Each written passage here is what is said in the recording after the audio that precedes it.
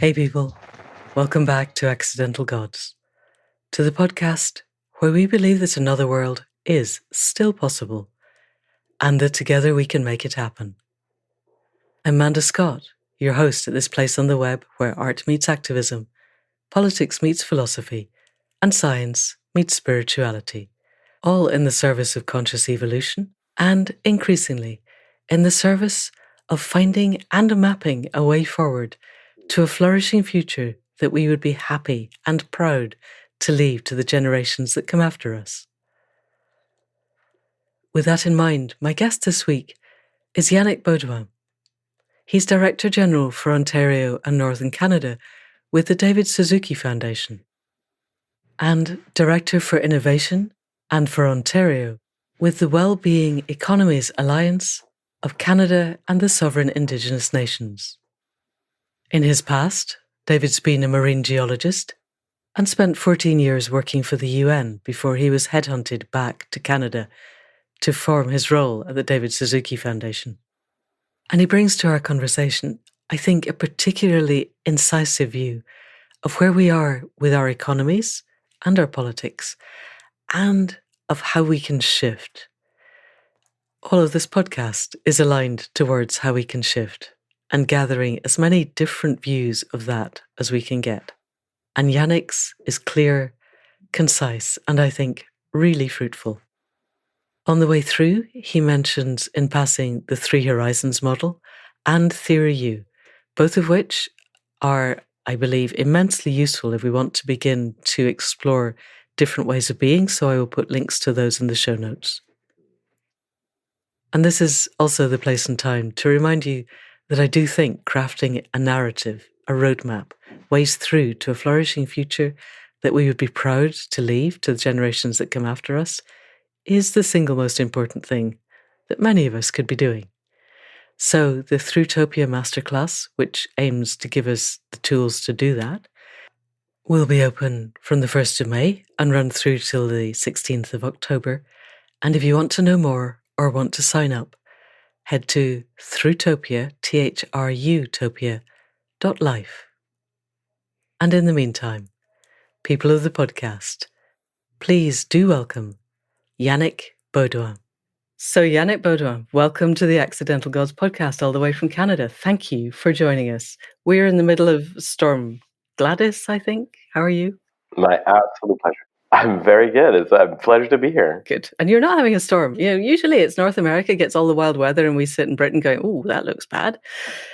And currently it's the other way around. It's great. So amongst other things, you co-lead the Wellbeing Economies Alliance for Canada and the Sovereign Indigenous Nations. And I love that that's a unit.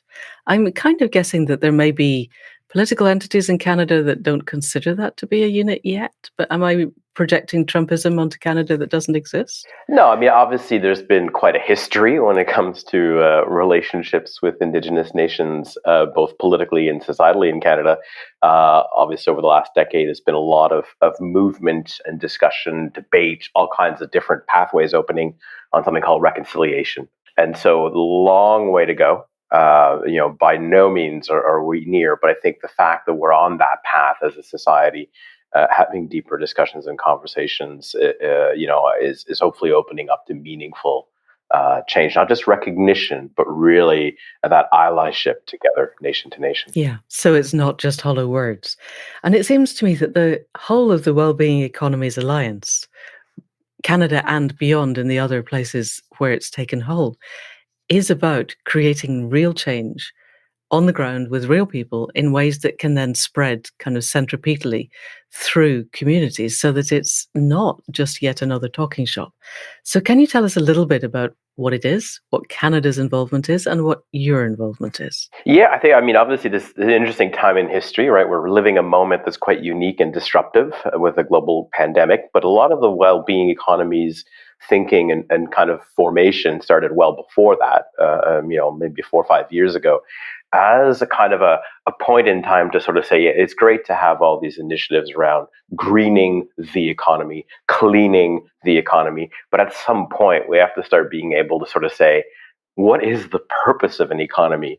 And are we going to keep going with that purpose that came out of the Second World War? Or are we starting to think that in the 21st century a different purpose is needed? Not only needed, but is actually completely possible. So this is kind of the laying the groundwork to say that the foundational elements to sort of say, if an economy isn't designed and isn't intentionally there to deliver for people and planet, the health, the quality of life, why bother? Why have one? So I think this is where maybe the initial kind of catalytic questions came to be. And then the idea now is to start expanding some of that thinking and imagination power. Yeah, it reminds me a lot of listening to Kate Rayworth back at Schumacher in the Masters for what they used to call economics for transition, and now they call regenerative economics. Regenerative, yeah. So that we have, as we run at the moment, an economy that is designed to grow whether or not people and planet thrive. And what we need is an economy that is designed, as you said, so that people and planet thrive whether or not the economy grows. For people who are not familiar with the fault lines in the current economy, and we could spend, obviously, we could do an entire series of the fault lines in the current economy, but I was very struck when we had our pre-podcast conversation by your capacity to, instead of confronting people and going, okay, this is broken, instead asking the question, is this working for you? And that seemed to me an extremely useful way to a conversation that can often become tribalized quite quickly. So can you tell us a little bit about the evolution of that as a concept and way of talking to people?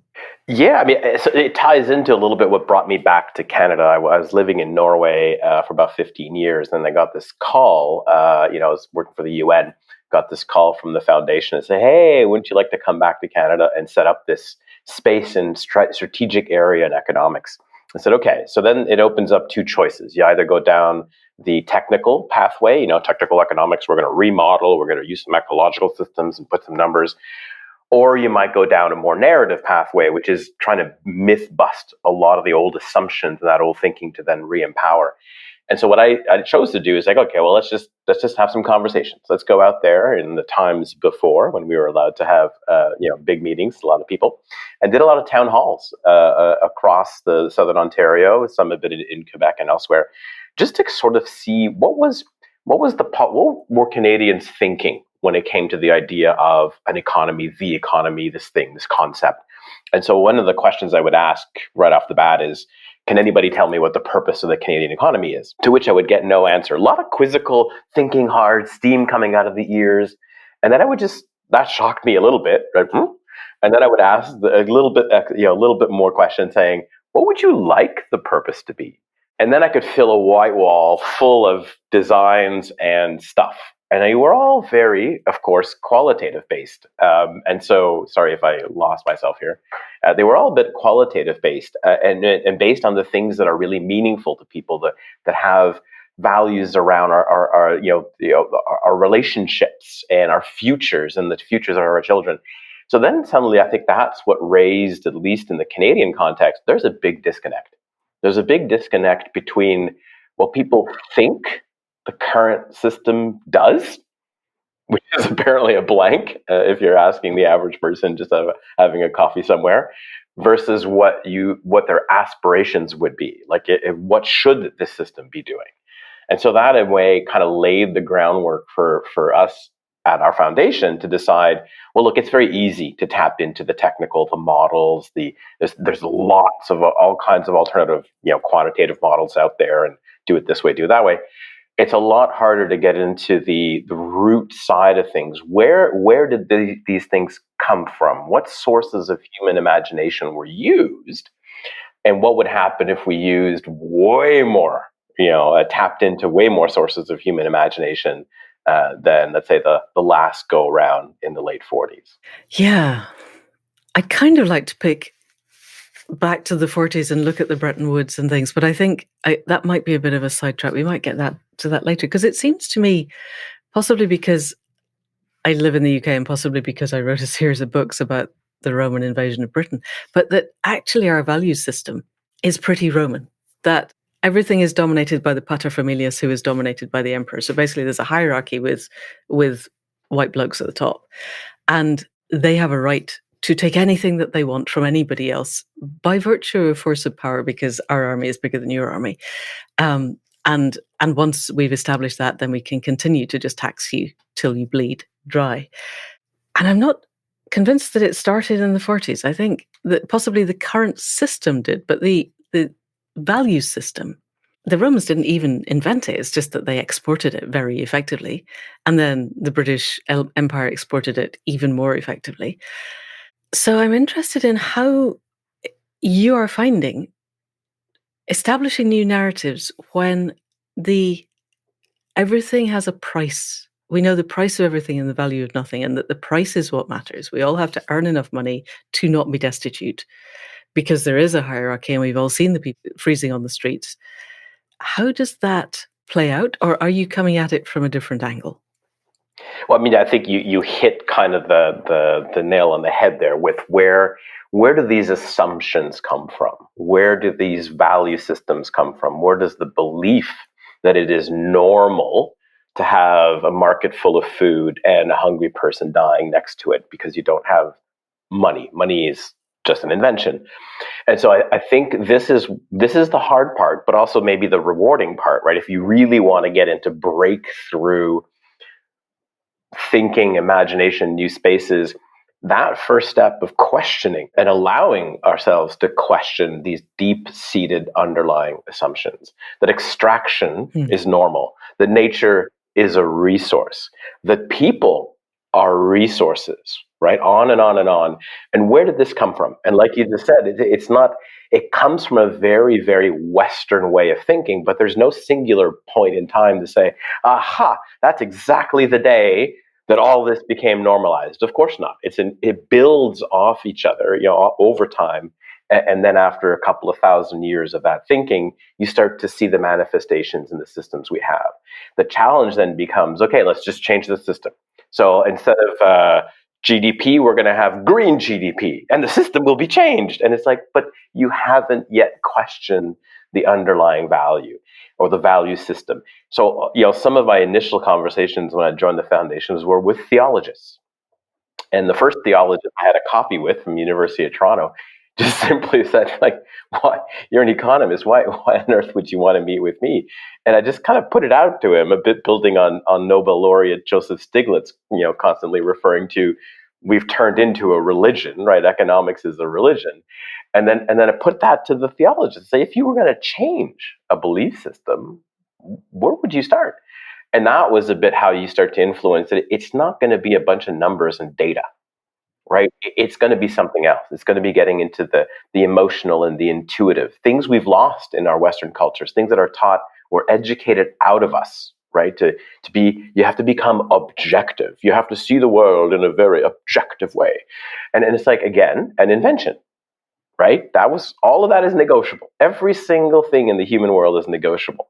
So when people say you can't change it, it's like, well, you can, because only a few brains were involved in inventing it in the first place.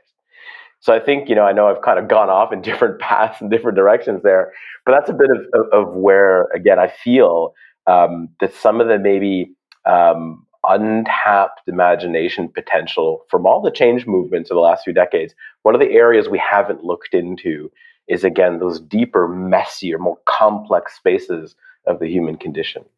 Okay, so this feels exactly what this podcast is about, and exactly what the book that I'm writing at the moment is about. So I'm really keen that we get down here.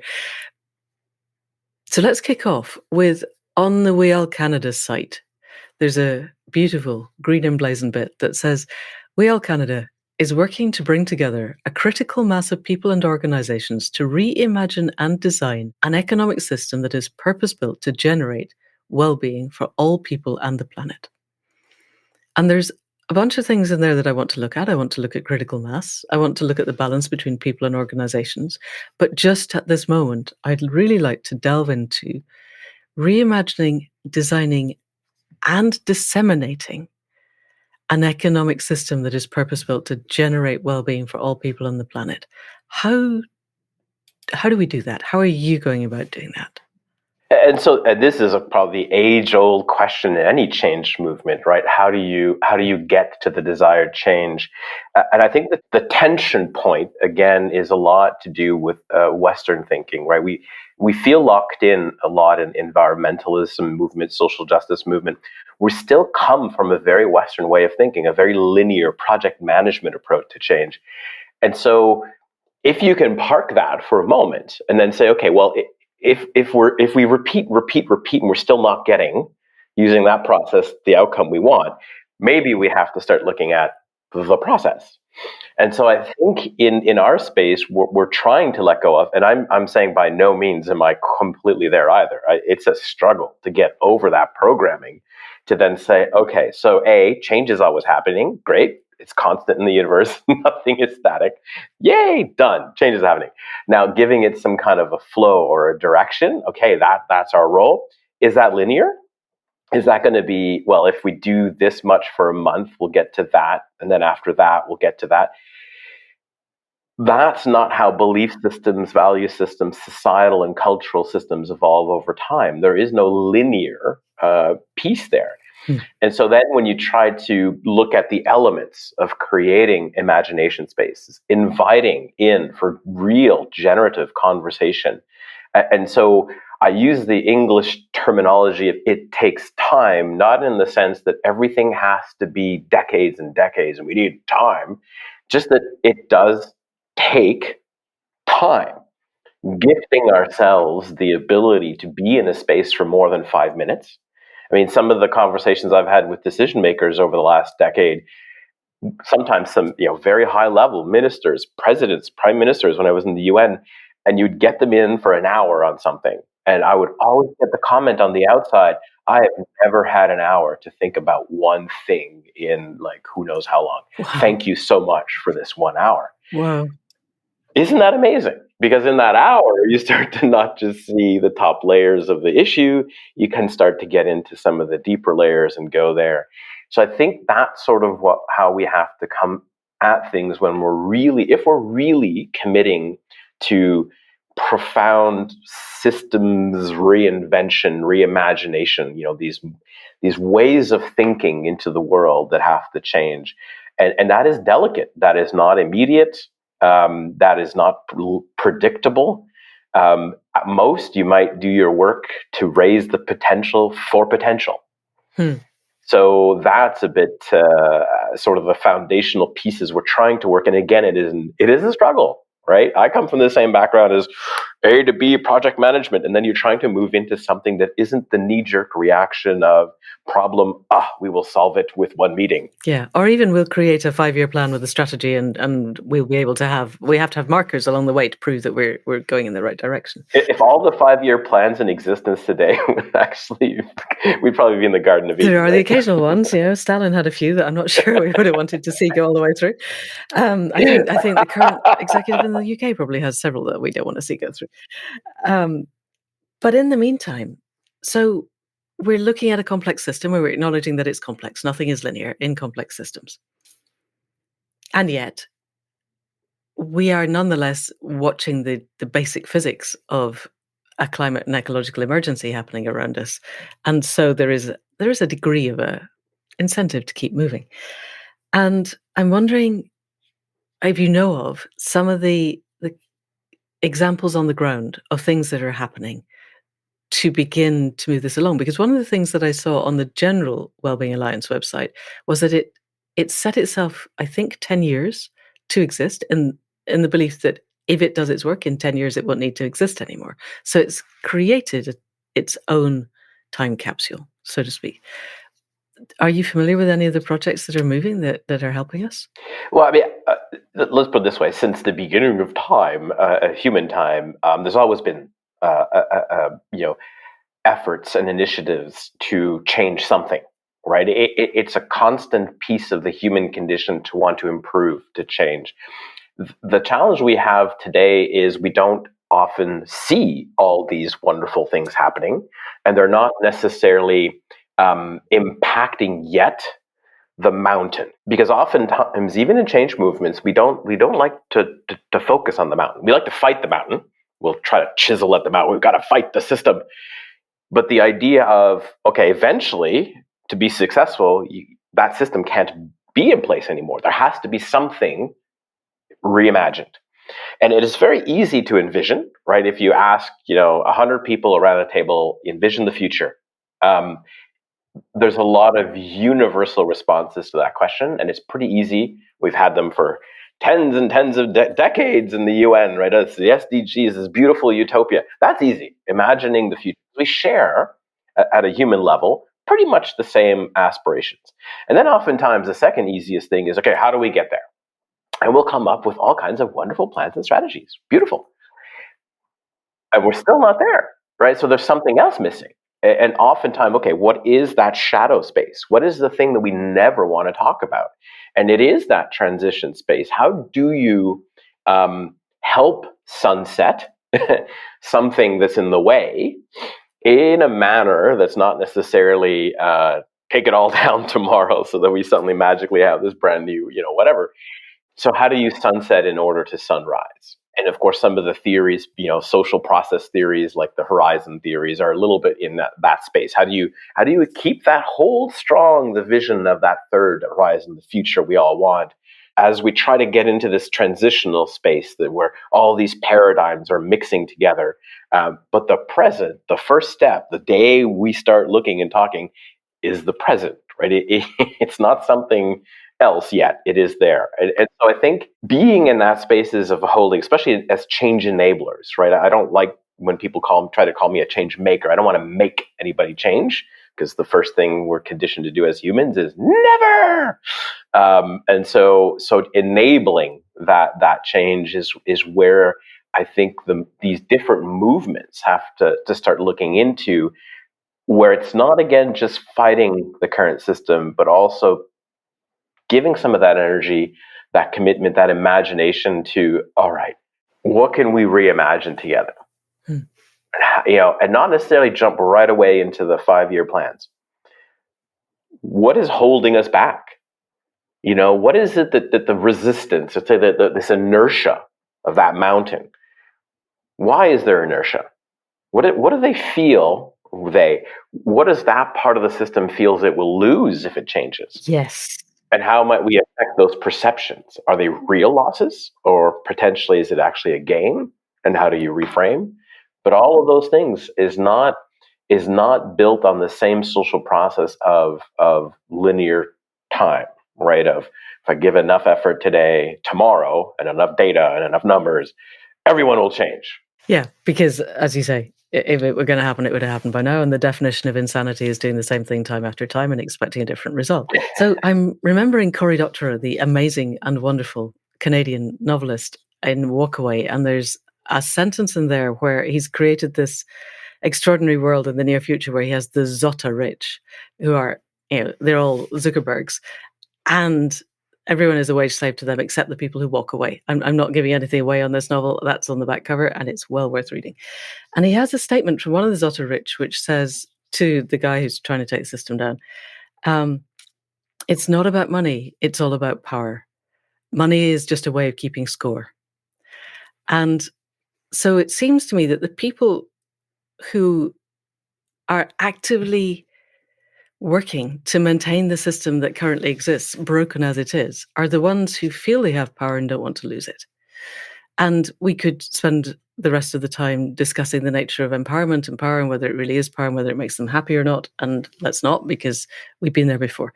Let's instead have a look at the narratives that we could generate, encompass everyone, and enable the people who think they currently are clinging on to power by their fingernails and they have to do everything possible, including limbic hijack of great swathes of the population, to relax a little bit and foresee ways forward that don't leave them feeling disenfranchised, I guess, in the way that a lot of people currently feel disenfranchised. Have you, in the conversations that you've had, which sound fascinating and I'm deeply envious, have you come across ways of crafting a narrative that work across the spectrum like that? Yeah, well, I think the word that struck me there was ways of crafting. I think there's a tendency in the change world to push a narrative rather than finding ways of co-creating narratives. So I think that's an element that I appreciate you saying, in the sense of, okay, like, yeah, Yannick Beaudoin does not have the solution, which is not always easy, right? Sometimes you get into your specialty space and you're like, just listen to me, folks, this is how you do it.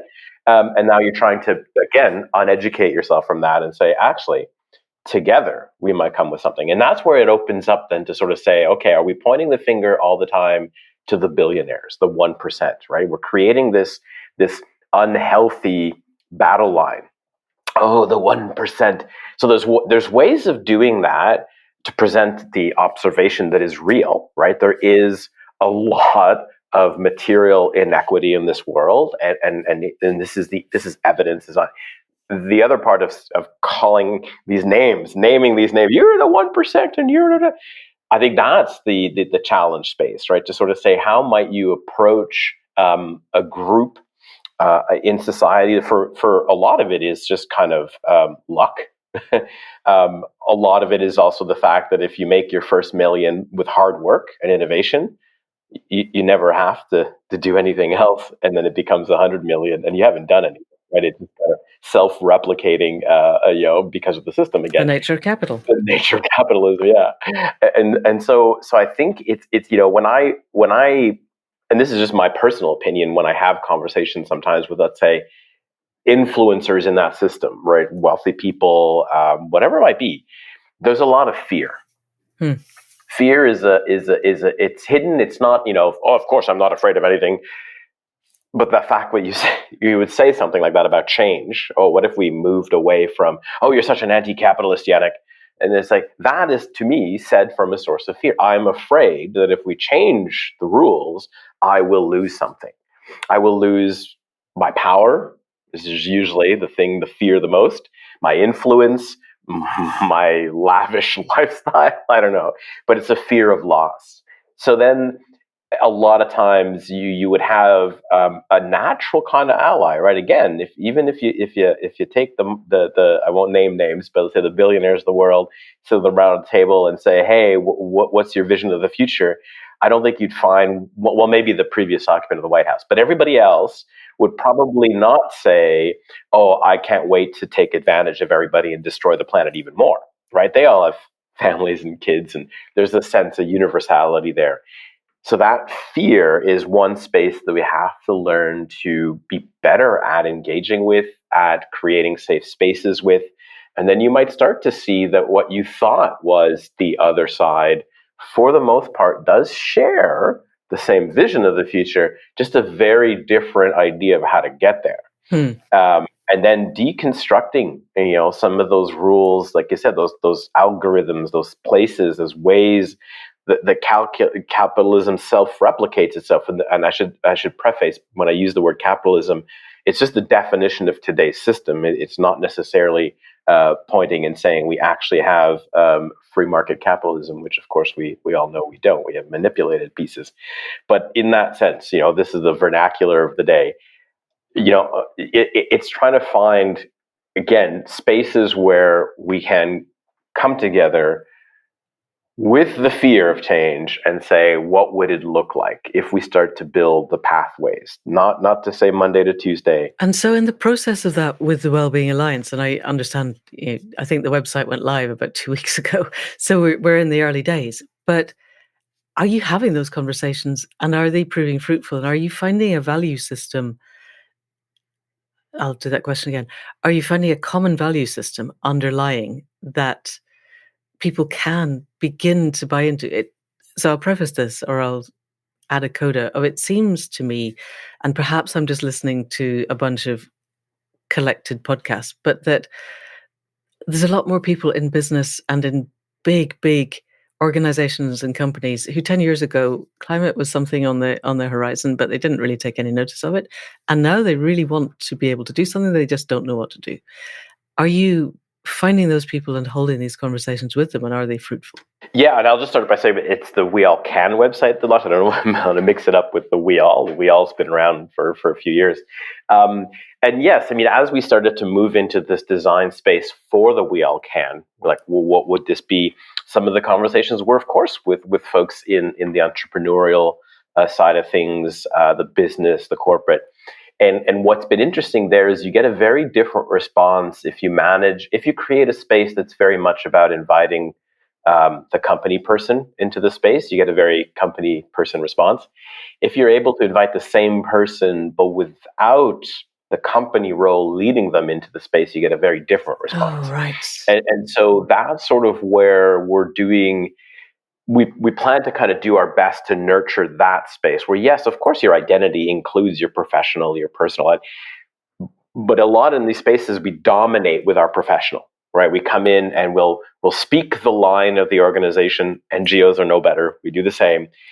So if you're going to create spaces where you're going to have frank, honest, and breakthrough conversations, or at least raise the potential for breakthrough, how do you create the space where it's not the company role that you bring in?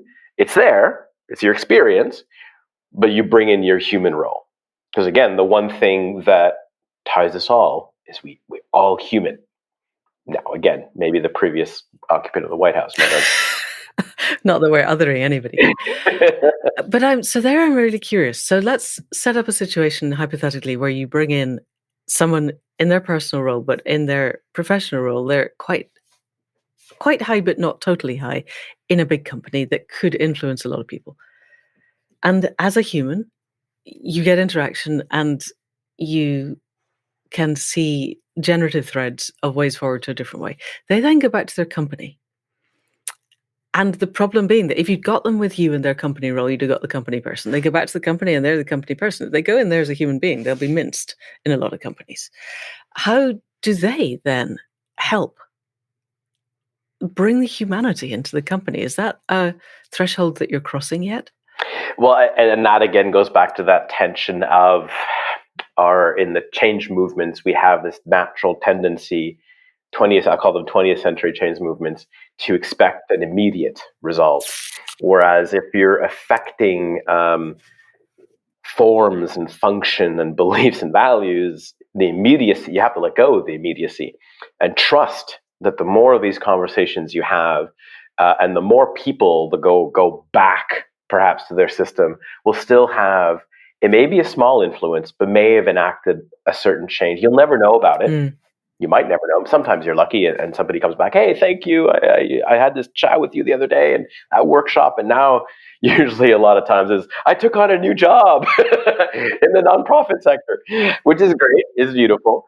But I think you're right. Society still has a lot of default settings.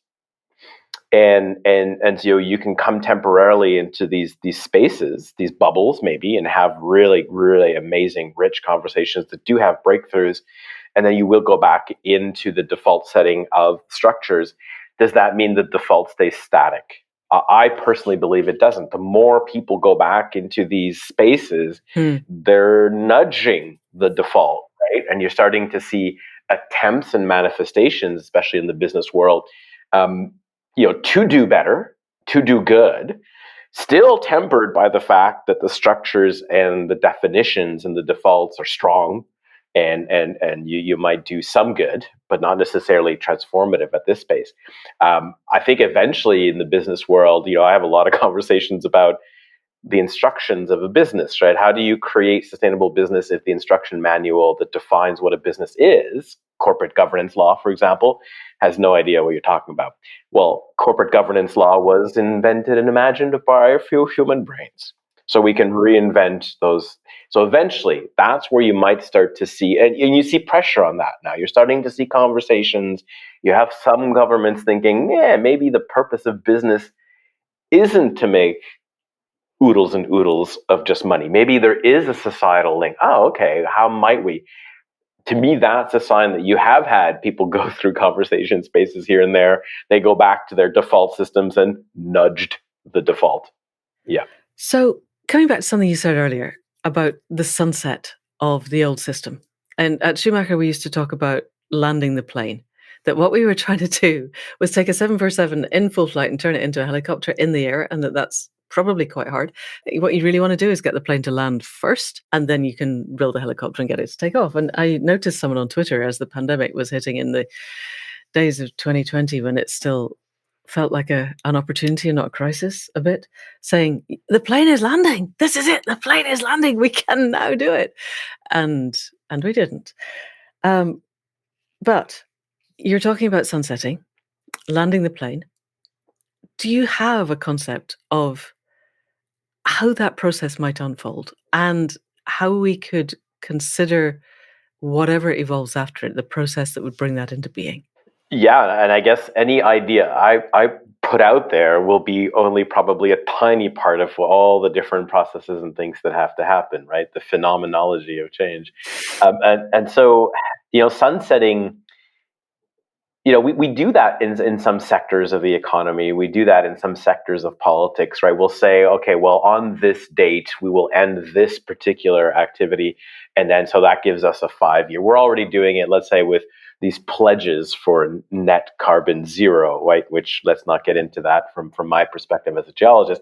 But what it means is this idea that by 2050, we will have sunset a fair amount of our carbon addiction. And that gives us this window to put in the institutional reforms and change. So again, none of this is fundamentally new in how we might go from a present to this future that we want. I like to also point back to some of the, especially in economics, when we're really bringing it back down to how are you going to change the economic system, Yannick? Tell us. We are. Yes. I like to move back to the historical points, right? And not always too far. You can go back to thousands of years of historical points if you want, but let's just stick it to the 20th century. And however we judge the outcomes, you look back at Bretton Woods. This is a conference in New Hampshire in the US, a little hotel not too far from where I am. And at that conference, 1944, July, it's hot, it's summer, the world is still at war. About 700-ish men get invited to come together for 3 weeks. And what are we going to do to not have another war? That was basically kind of the intention here. We don't want another Great Depression, which was also before the war, pretty bad, and we don't want another world war. And so I look at that moment as one of the most successful, massive change moments in recent memory, like in modern human times. And so, yes, absolutely, we can argue the outcomes. Were they good? All that kind of stuff. I just mean the moment. 3 weeks, no computers, no smartphones, and then lots of cigars, probably lots of brandy, and kind of that elitism, a very, very exclusive group of people. And then you task them, some are political economists, philosophers, politicians, and economists. And you say, come up with a world order which will prevent war. And so cool, great.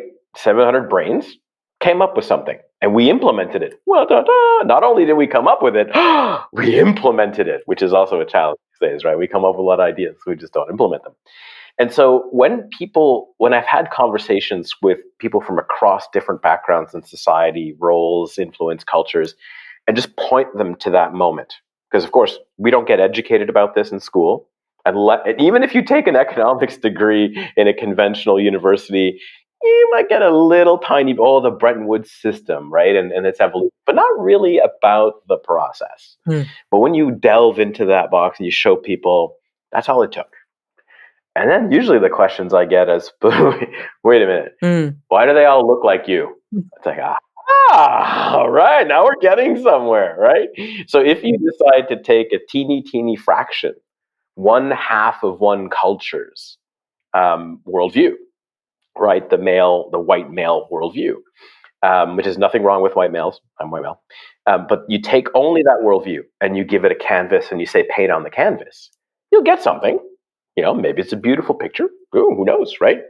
But what would happen if you get another worldview and another and another and another, and not just worldviews, lived experiences and more, and your lived experience and your lived experience?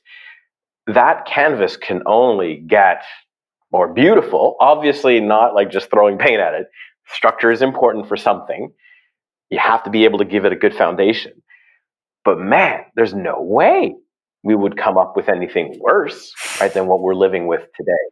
So to me, it's that moment of change, right? That idea that with one voice, you can have this imagination and this model.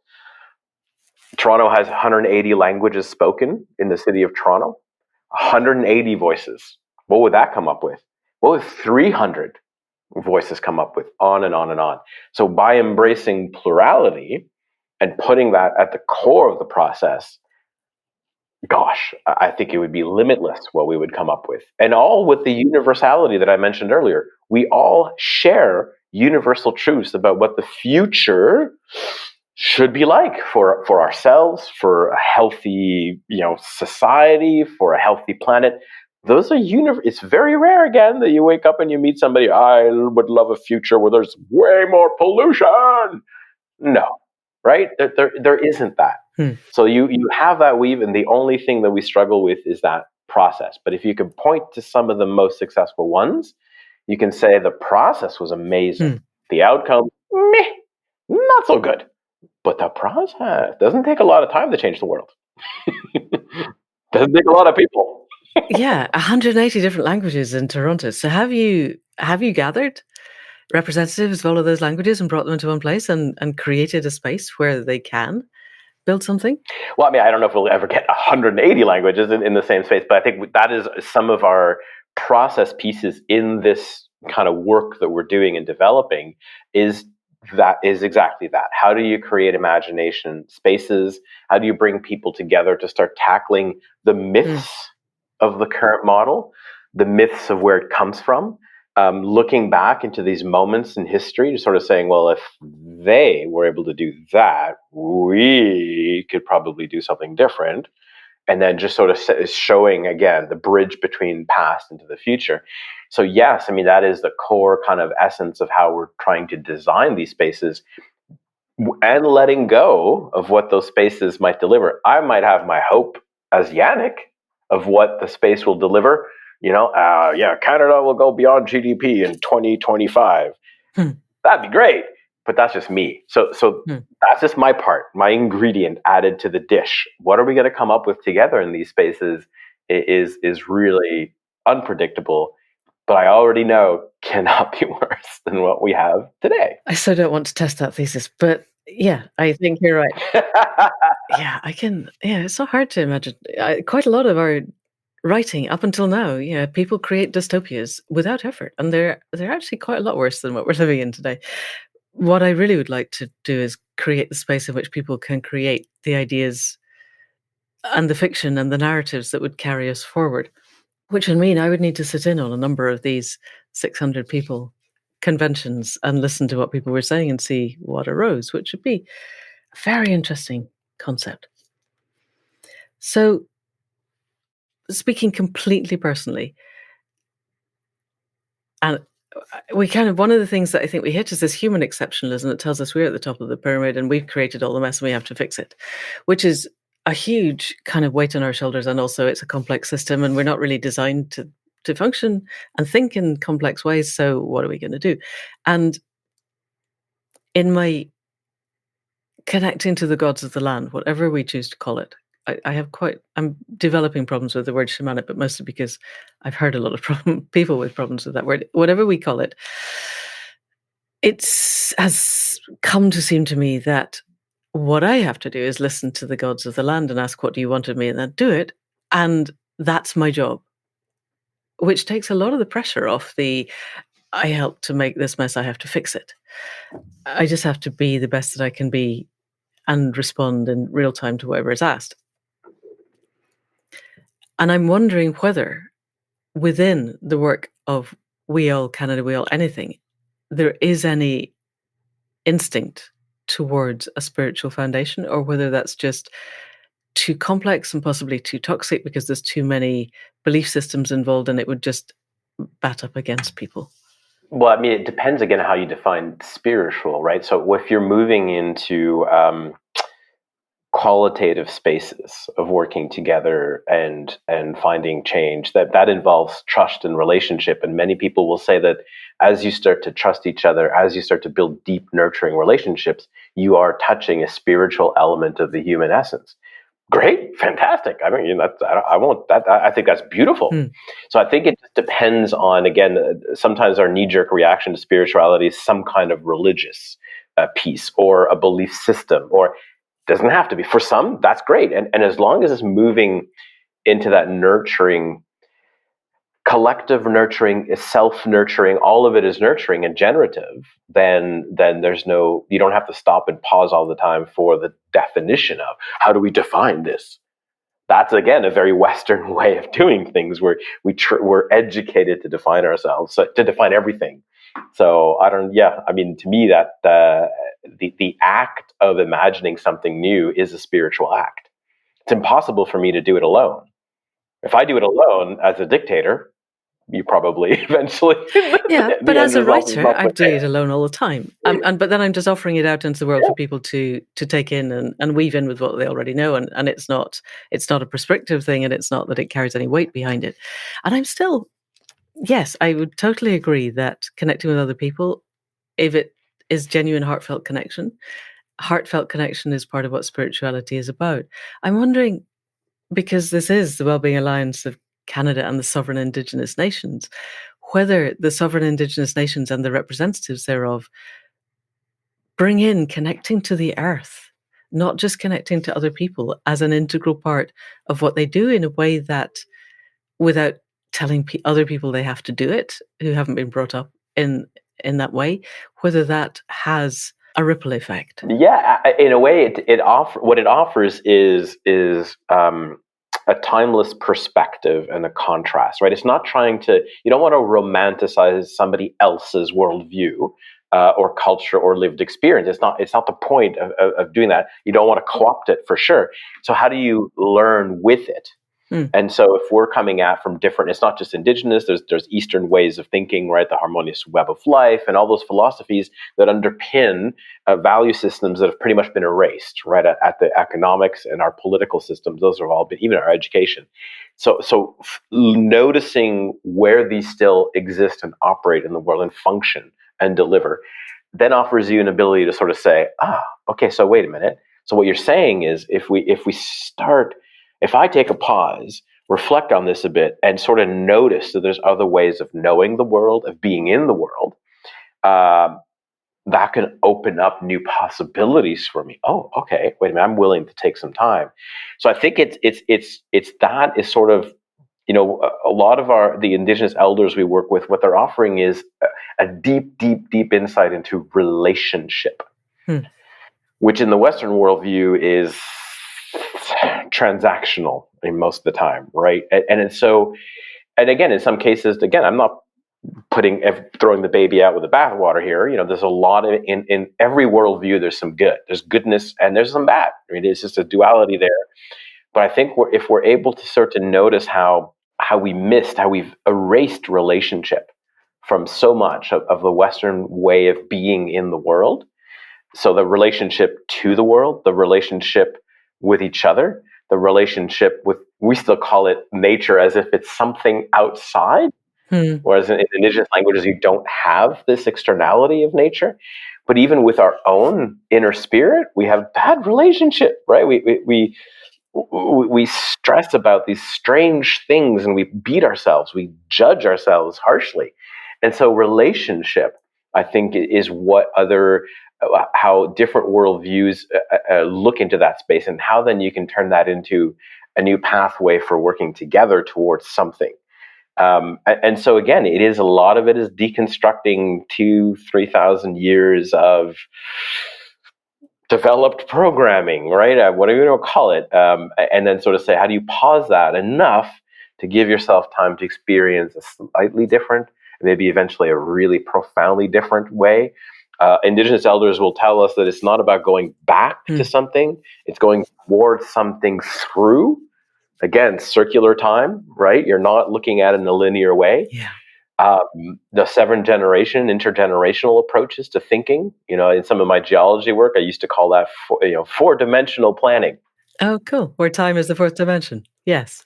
Well, because you were always trying to reconstruct planetary moments over billions of years. So you had to do four-dimensional planning.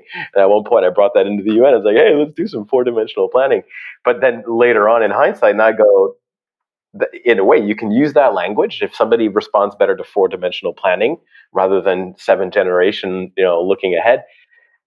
Fine, let's use the words that appeal to you so we can help move ourselves together on a different path and a different journey.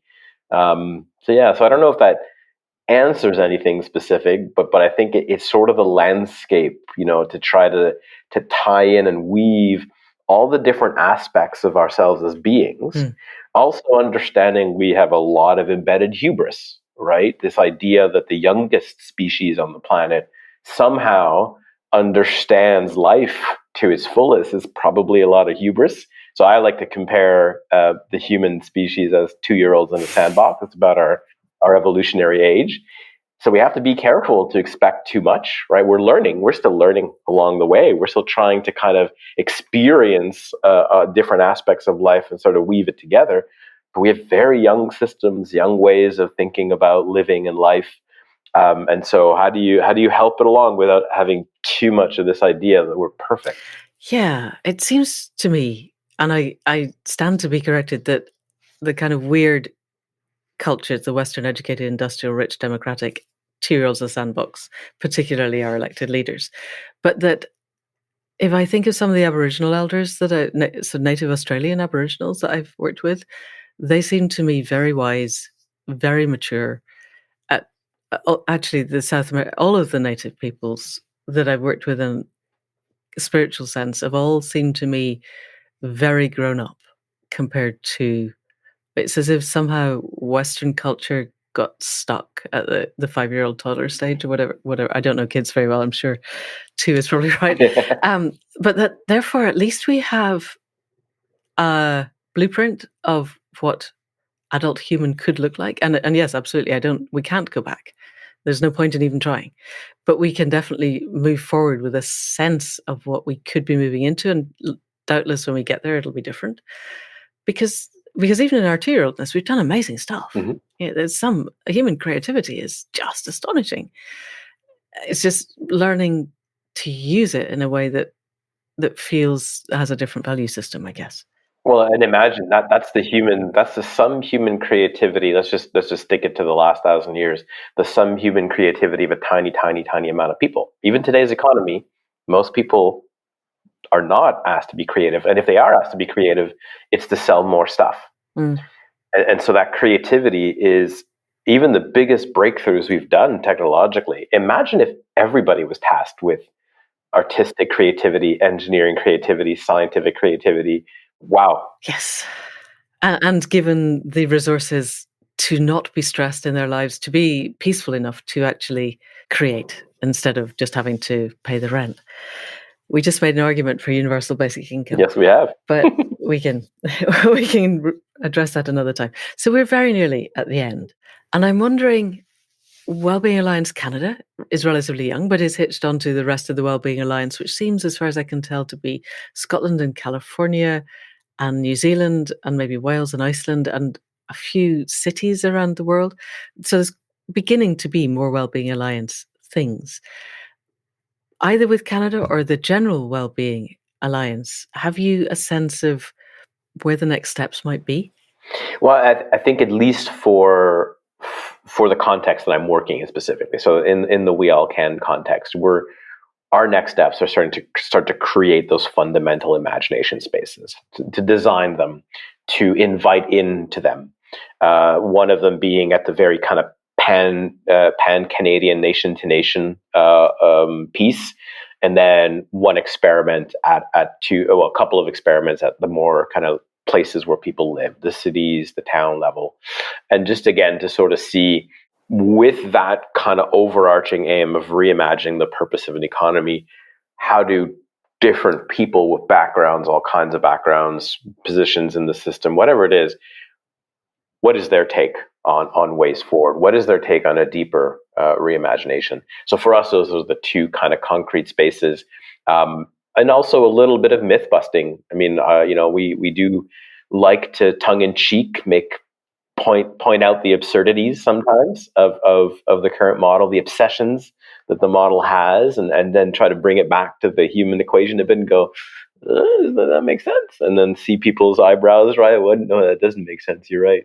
And so I think there'll be a bit of a constant tongue-in-cheek, a bit of humor, myth-busting strategies as well, just to kind of like poke a little bit of fun at the absurdities. And would you also bring together people from opposing political sides? Because it seems to me that Canada's probably not as polarized as the US, but it might be heading that way, particularly after the trucker thing. And it would be really interesting to do the Brave Angels thing of bringing opposite sides together and then using the social technologies used in marital breakdown to help them connect to each other. It always seemed to me are very brave and potentially very fruitful if people wanted to engage. And the problem is always once the polarities happen, it's hard to persuade people even to begin the process. But so that raises a final question. Have you got a sense of what we might loosely call social technologies, just ways of structuring the bringing togetherness, citizens' assemblies or open source or whatever, to help people just to talk to each other in ways that isn't just randomly walking around a room with a glass of something and talking to the first person you bump into? Well, I mean, and I think the first part to the question around bringing opposing sides, there's always that. I can't remember which sociologist talked about this, the 20, 20, and 60 in society. There's a 60% that the movable middle, and then the 20-20, which are the entrenched ideology side. So I think our energy is really focused on that movable middle. So how do you bring people who always are respectful in debate, even if they're debating very different ideas, are movable, right, through good conversation and trust building and relationship building over time. And I think that is where we see certainly the highest potential to come through. And again, it won't be this one or. It's not a zero-sum game. It is really something that doesn't yet exist, but that when you're able to bring a very plurality of voices together, that essence will be kind of co-created, and whatever that looks like. And part of then those processes, like you said, how do we organize that? How do we apply methods and methodologies? There's all kinds of toolkits, but I think a lot of it is, number one, being attuned to the audience you're bringing together. So rather than force a particular process or technology, you're also involving that group into the creation of the space initially. Yay. I do that quite actively. I do come from a bit of a background in theory U, art of hosting, so those, MG Taylor. I mean, so those are things that I've educated myself in, but I also don't try to impose them necessarily on a specific group, but rather see how do we take the different ingredients that the group seems to be wanting, and translating the language. We're also not there to teach process. We're just there to hold space, and then see. And then the last part of that is, then you got to let go. I mean, the foundation may be the host and the convener, but you have to be prepared to let go of the direction it may take, and trust that a group of people who over time will have built up relationships, especially when we move back perhaps into the physical spaces, but also online, right? Over time,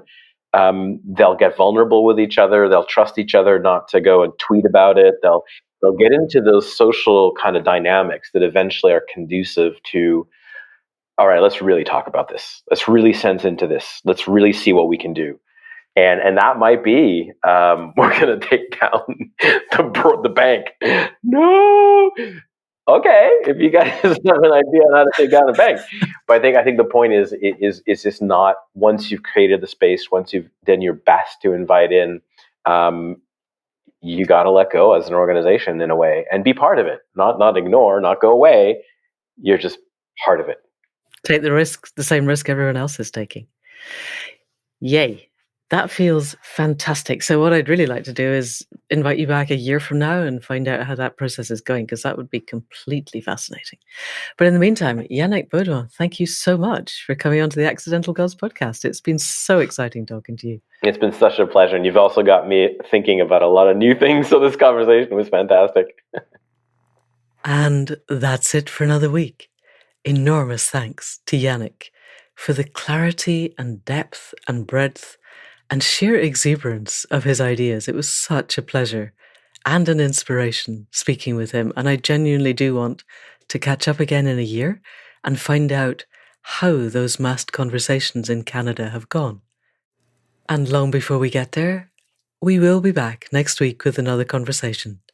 Thanks in the meantime, as ever, to Caro C for the music at the head and foot and for the sound production. Thanks to Faith Tilleray for the website and the conversations that make this possible. Thanks to Anne Thomas for the transcripts, and enormous thanks to you for listening. If you like what you hear, 5 stars and a review at the podcast provider of your choice does help us reach other ears, but so does sharing the link. Far more than anything else, if you know other people who really want to be part of the change and you send them the link, that is what's going to help us grow. So please do. And that's it for now. See you next week. Thank you and goodbye.